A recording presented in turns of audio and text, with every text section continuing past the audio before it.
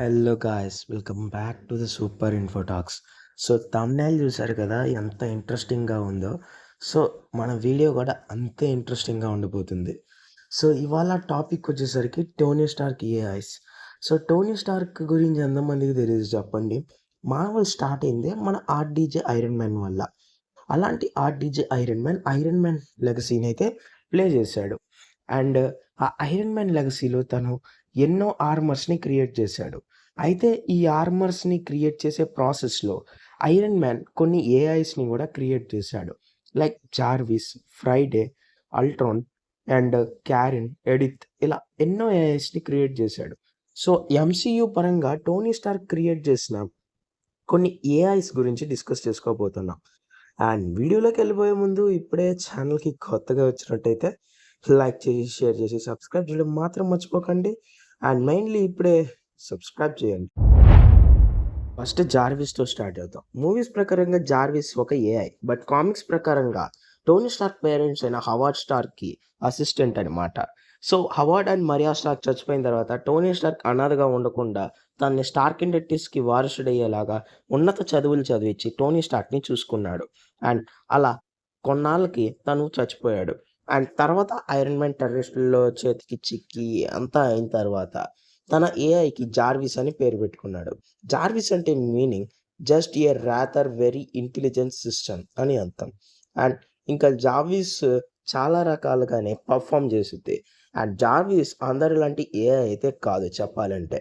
Jarvis గురించి చెప్పాలంటే Jarvis personal human bonding అని చెప్పొచ్చు. ఏ టోనీ స్టార్క్ వచ్చేసరికి జార్విస్ని తన ఏఐలా కాదు, తన సొంత తమ్ముళ్ళ, తన సొంత మనిషిలా చూసుకున్నాడు. చెప్పాలంటే జార్విస్ని తన ఫ్రెండ్స్ కంటే కూడా ఎక్కువగా చూసుకున్నాడు.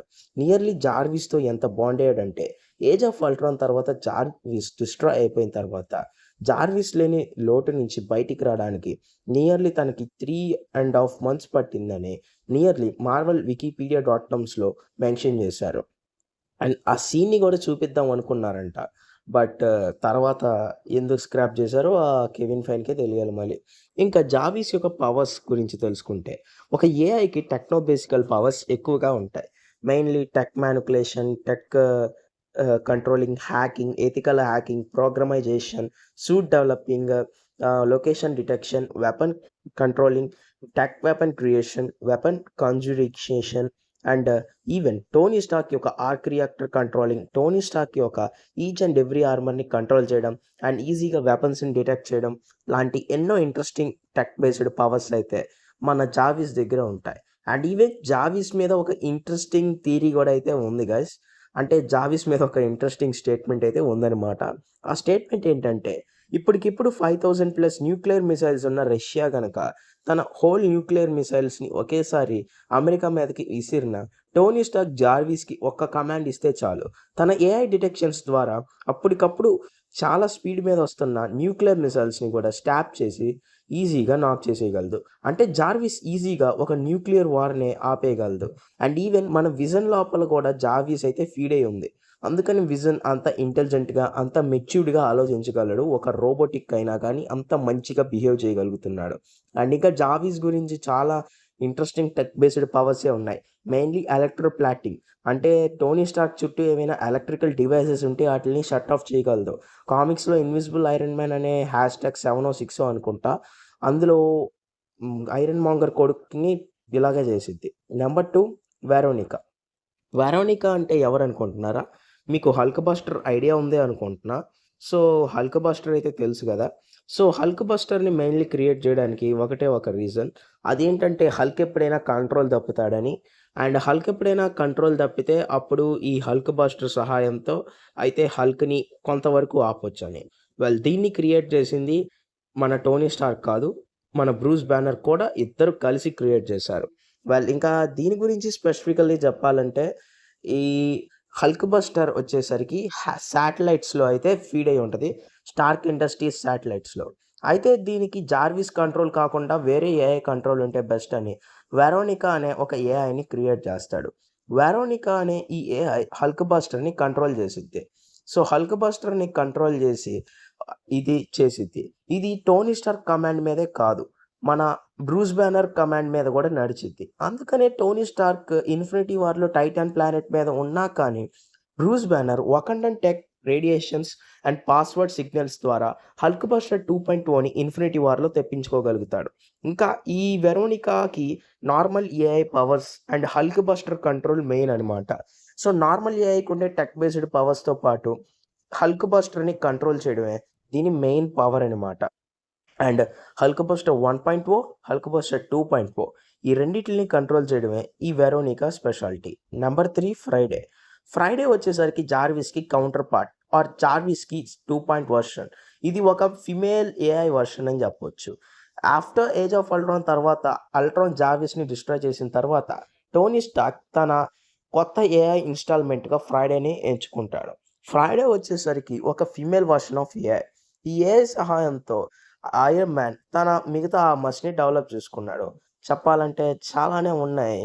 లైక్ మార్క్ 45 నుంచో ఆర్ మార్క్ 46 నుంచి మార్క్ 85 వరకు ఫ్రైడే ఇన్‌స్టాల్‌మెంట్ ఉంటది. అయితే ఇక్కడ ఫ్రైడేకి, జార్విస్‌కి డిఫరెన్సెస్ చాలా మందికి తెలీదు. అది నేను కూడా చెప్తా. యాక్చువల్లీ జార్విస్ వచ్చేసరికి ఒక human bonded AI. So, Jarvis ఒక హ్యూమన్ ఎలా నడుచుకుంటాడో అలా నడుచుకునిద్ది. బట్ ఫ్రైడే వచ్చేసరికి డిఫరెంట్ అనమాట. ఫ్రైడే ఒక ఏఐ ఎలా నడుచుకునిద్దో అలా నడుచుకునిద్ది.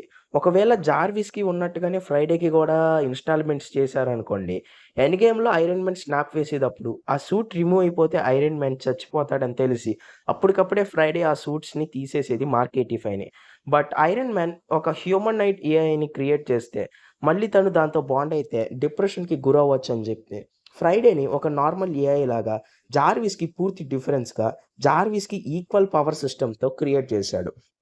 అందుకనే ఫ్రైడేకి, జార్విస్‌కి చాలా డిఫరెన్సెస్ ఉంటాయి. అండ్ అలాగే ఫ్రైడేకి, జార్విస్‌కి ఉన్న ఈచ్ అండ్ ఎవ్రీ పవర్ ఉంటది. బట్ జార్విస్‌కి ఉన్నట్టుగా హ్యుమానిటికల్ ఏఐ డిసిస్టెన్స్ పవర్ అయితే ఉండదు. అదే అనమాట. Number 4 Karen. ఏంటి క్యారెన్ ఎవరనుకుంటున్నారా మామ? మన టోనీ స్టార్క్ వచ్చేసరికి ఎంతోమంది సూపర్ హీరోస్‌ని సివిల్ వార్‌లో ఇన్వైట్ చేశాడు. ఎంతోమంది కాదులే ఒక 5, నలుగురు. అందులో స్పైడర్ మ్యాన్ ఒకడు. సో, స్పైడర్ మ్యాన్‌ని పవర్స్‌ని చూసిన తర్వాత స్పైడర్ మ్యాన్‌తో తను బాండ్ అవ్వడంతో అంటే ఇట్ మీన్స్ తనకి మెంటర్‌గా ఉండడంతో ఫ్యూచర్‌లో స్పైడర్ మ్యాన్‌కి ఏమైనా ప్రాబ్లమ్స్ వస్తాయి అని చెప్పి తనే క్యారెన్ అనే ఒక స్పెషల్ ఏఐని క్రియేట్ చేస్తాడు. ఈ క్యారెన్ అనే స్పెషల్ ఏఐ వచ్చేసరికి spider man tech based suits ఉంటాయి గదా! దాన్ని కంట్రోల్ చేయగలదు. అంటే క్యారెన్ వచ్చేసరికి స్పైడర్ మ్యాన్ సూట్స్‌కి క్రియేట్ చేసిన ఏఐ. లైక్ వెరోనికాని హల్క్ బస్టర్ కోసం క్రియేట్ చేసినట్టు స్పైడర్ మ్యాన్ సూట్స్‌ని ఈ క్యారెన్ కోసం క్రియేట్ చేశారు. సారీ, స్పైడర్ మ్యాన్ సూట్స్‌ని క్యారెన్ కోసం క్రియేట్ చేశారు. అండ్ ఈ క్యారెన్ స్పైడర్ మ్యాన్ సూట్స్‌ని అయితే కంట్రోల్ చేయగలదు. లైక్ దీన్ని కంట్రోల్ చేసేది ఒక ఐరన్ మ్యాన్, స్పైడర్ మ్యాన్ మాత్రమే. బట్ పూర్తి కంట్రోల్ ఐరన్ మ్యాన్ మీద ఉంటది. బట్ తర్వాత నో వే హోమ్ తర్వాత నుంచి అయితే స్పైడర్ మ్యాన్ క్యారెన్‌ని అంతగా యూజ్ చేయడు. ఎందుకు యూజ్ చేయడు అన్న విషయానికి వస్తే, పీటర్ ఐడెంటిటీని చాలామంది మర్చిపోతారు. అంటే అది Doctor Strange spell. But Spider మ్యానే అలా చేయమని చెప్తాడనుకోండి, అది వేరే విషయం.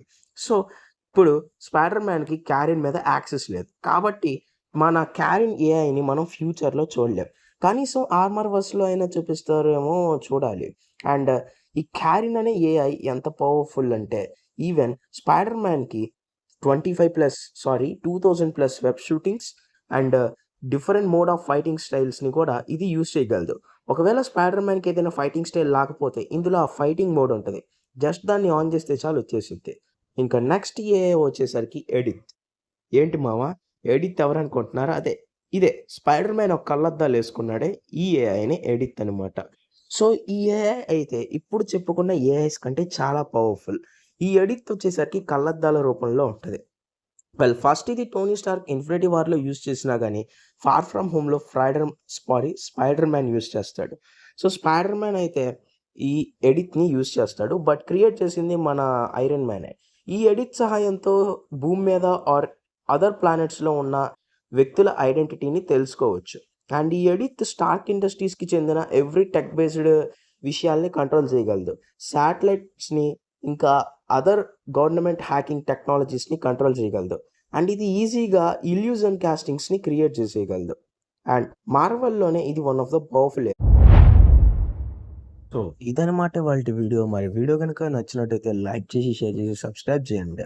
అండ్ వన్ ఫర్దర్ ఇన్ఫర్మేషన్, నేను గనక ఈ వీడియోలో ఏదైనా పాయింట్స్‌ని గనక మిస్ చేస్తే ఖచ్చితంగా కామెంట్ చేయడం మాత్రం మర్చిపోకండి. అండ్ ఇంకా ఇలాంటి ఇంట్రెస్టింగ్ వీడియోస్ మన ఛానెల్‌లో కుప్పలు కుప్పలుగున్నాయి. కుప్పలు కుప్పలుగా దాచాం. సో, వెళ్లి ఆటిల్ని గూడా ఒక లుక్కేసుకోండి. అండ్ అలాగే ఇంకా మన ఛానెల్‌ని సబ్స్క్రైబ్ అవ్వకపోతే ప్లీజ్ సబ్స్క్రైబ్ చేయండి. అండ్ కరెక్ట్‌గా ఈ మంత్ కంప్లీట్ అయ్యేలోపు ఆర్ ఆగస్ట్ మంత్ కల్లా 1,000 సబ్స్క్రైబర్స్‌ని రీచ్ చేయడమే మన గోల్. సో, ఖచ్చితంగా నేను కూడా నా హార్డ్ వర్క్‌ని జేస్తా. అండ్ మీరు గూడా నా హార్డ్ వర్క్‌కి కలిపిన ఫలితాన్ని ఇస్తారనుకుంటున్నా. సో, మరి ఈ వీడియో పైన మీ థాట్స్‌ని కామెంట్ చేయడం మాత్రం మర్చిపోకండి. అండ్ వెళ్తూ లైక్ చేయండి, షేర్ చేయండి, సబ్స్క్రైబ్ చేయండి. అండ్ ఈ వీడియో మీద మీ ఒపీనియన్‌ని కామెంట్ చేయండి. And please guys support us. And ఇంకా ఎలాంటి వీడియోస్ కావాలో వద్దో కామెంట్ చేయండి. And Tony Stark AIs information మీకు వర్తబుల్ అనిపించిందా కాదా మాత్రం కామెంట్ చేయడం మాత్రం మర్చిపోకండి.